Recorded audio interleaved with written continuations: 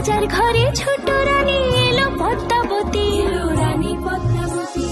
রাজার আরো 6টি রানীর ছিল না সন্তান, পদ্মাবতীর কোলালোতে মিলল সমাধান। বছর যেতে জন্ম নিল 7 ছেলে 1 মেয়ে, হয় খুশির আকাশ হঠাৎ কালো মেঘে গেল ছেয়ে। হিংসেতে যায় জ্বলে পুড়ে বাকি 6টি রানী, যুক্তি করে ঘটায় ওরা 7 কুমারের হানি।